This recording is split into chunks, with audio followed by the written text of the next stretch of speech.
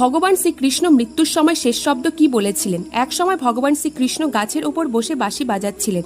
ওই সময় ভগবান তার ডান পায়ের ওপর বাম পা রেখে বসেছিলেন। ঠিক তখনই সেখানে জরা নামক এক শিকারী আসে আর শ্রীকৃষ্ণের চমকালো পাকে হরিণ মনে করে বাণ নিক্ষেপ করে। বাণ সোজা গিয়ে শ্রীকৃষ্ণের পা ভেদ করে। যখনই শ্রীকৃষ্ণের পায়ে বাণ লাগে তখনই দ্বারকায় বন্যা চলে আসে। কেননা ত্রেতা যুগে শ্রীরাম বালিকে লুকিয়ে মেরেছিল।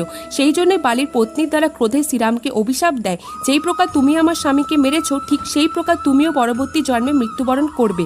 আর পরবর্তী জন্মে এইভাবে ভগবান শ্রীকৃষ্ণের মৃত্যু হয়। নিজের আরাধ্যের মৃত্যু দেখে জরা শিকারী কান্না শুরু করে দেয় আর শ্রীকৃষ্ণের পায়ের কাছে গিয়ে বসে পড়ে। তখন ভগবান শ্রীকৃষ্ণ বলে, এই সমগ্র সংসার কর্মের অধীনে, তাই কর্মফল এক না একদিন ভোগ করতেই হবে। আর এর হাত থেকে স্বয়ং ভগবানেরও নিস্তার নেই। তাই জরা তুমি কান্না করো না, তোমার এই কর্মের জন্য যেন তোমার স্বর্গপ্রাপ্ত হয়। বন্ধুরা কমেন্টে জয় শ্রীকৃষ্ণ অবশ্যই লিখবে।